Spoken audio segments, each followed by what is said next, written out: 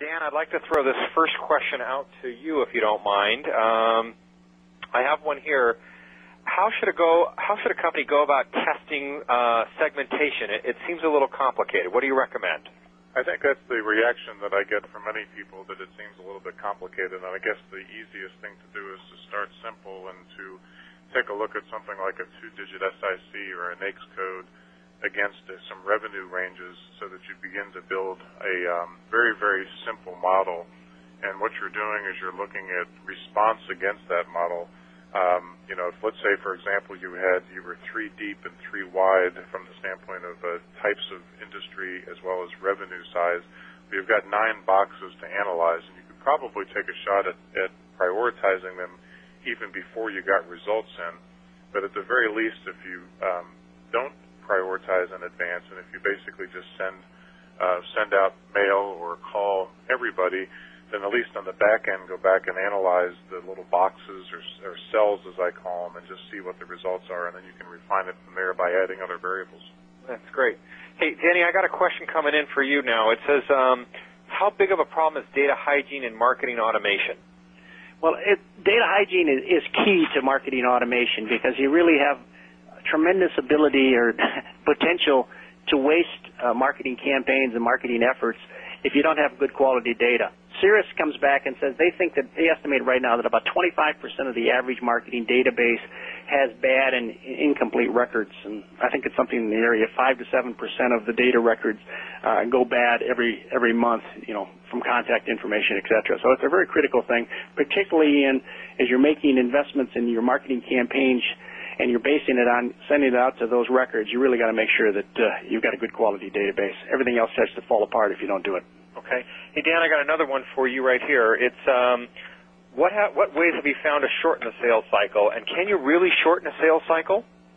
Well, that's just a great question, and my answer to that is maybe a little different than many, but what I say is really you can't shorten the sales cycle, and as Russell, you talked about earlier, it's not really a sales cycle anymore, it's companies buying.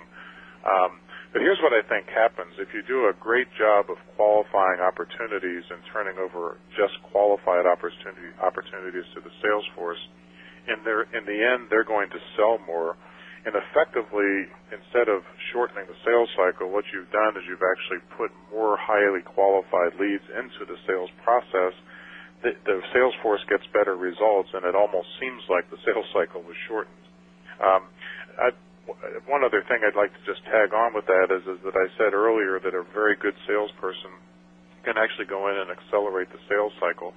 And what I'm saying there is that if it's not a financial buy or a capital budgeted item, but you're going in and selling on the basis of business case, then a lot of times if they start sooner rather than later, they're going to get the savings or get the customer benefit earlier rather than later. And in those cases, you can impact the sales cycle. But for the most part, I say you don't shorten the sales cycle. You basically are selling to buyers that are going to buy when they're ready. Okay, great. I got a question. I'm going to take this one here. It's the question is, are white papers going away as a lead generation offer? And I would answer to that individual. The answer is no. What white papers are doing is migrating into various forms. I think the future in B2B marketing is unique and interesting and innovative content. I would definitely keep your eye on the trend of video content. The thing on video content is 60% of viewers only watch the first 10 seconds of content. And so while it's easy to, put a little flip camera up and shoot a talking head post up a lot of YouTube videos, the truth is those are only watched about 10 seconds. So you're going to need to create some interesting and engaging content on video. White paper content is good support for that. Also, if the white paper is properly authored by a unique and credible source, it has high value. I just do not think it's going to go away because people are still going to be reading hard copy documents. So I would continue to make them part of your arsenal as part of the lead generation strategy. Hey, Denny, I got a question for you here. How long is the average lead valid? How long do you work a lead until you throw it back into the pool? Well, it varies. I think that Are you talking about from the sales perspective, how long they're working it, or are you talking about? I think we have to just say is, if a lead is sales qualified and passes over to the sales organization, how long do you work it? Let's talk about from a sales qualified perspective. Well, I think that varies a little bit about the type of industry that you're in and your sales force and the level of sophistication of the product on it.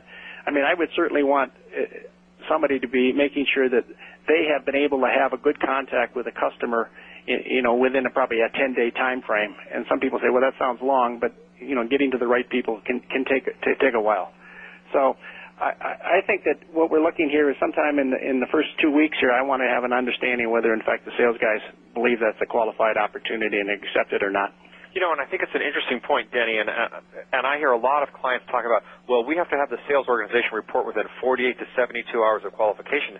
But, Dan, you brought up this point. It could take 12, 20 contacts to get in touch with the chief executive. So is the time frame to determine whether this opportunity is valid or not really too short from a marketer's perspective, given how hard it is to reach a prospect? Yeah, it's probably more likely to be measured in a number of weeks as opposed to the number of hours, and I would say it probably takes at least 2 weeks for the sales rep to have had enough time to get through all of the cycles of follow-up that they need to. I think that's really good. I think a lot of marketers are asking salespeople to do impossible jobs. Hey, I would totally agree with that. I've seen situations that, well, everybody's going to have got to get back in 48 hours.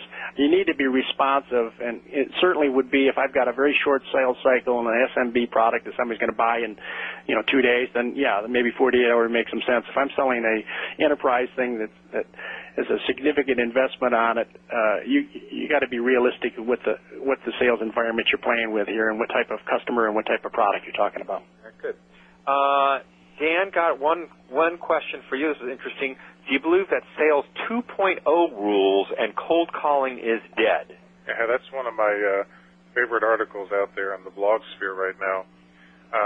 I think that the traditional model of cold calling is definitely dead. That is that, you call somebody, you have no idea what their company does, no idea what their function is, and you basically read a 90-second script, and hopefully they'll stay on the phone long enough to say, yeah, I'll take a meeting. That's obviously dead. Having said that, and in fact, I made this point at Serious Decisions last week that a lot of our clients are finding that, contrary to what you hear out there, that inbound marketing opportunities actually are costing more than basically what people might refer to as cold calling. But I say it's not really cold calling. It's doing research and making very intelligent calls into companies that might not otherwise respond or hear from you. So the old-fashioned cold calling is definitely dead, but Sales 2.0 does and always will involve telephone contact, because basically nothing happens until you pick up the phone and make a call. I think that's great. And I'm going to just take the last question we have time for, which someone's asking, is direct mail dead? And I want to say unequivocally direct mail is not dead. We are mailing somewhere in the neighborhood of 500 million pieces of mail a year, and our B2B marketers are using mail as part of their total demand generation system. One of the interesting things that has happened is because people aren't sure how to use mail anymore, the mailboxes aren't very full, so we're getting good, strong response. Mail is just not the end-all or be-all as it used to be, say, 10 years ago. So it's a full online multi-channel program these days. But mail, email, search, social, all being integrated is where it's happening on the demand generation front. But mail's not being part of your media mix. You are missing opportunities of people who are not responding on the other channels.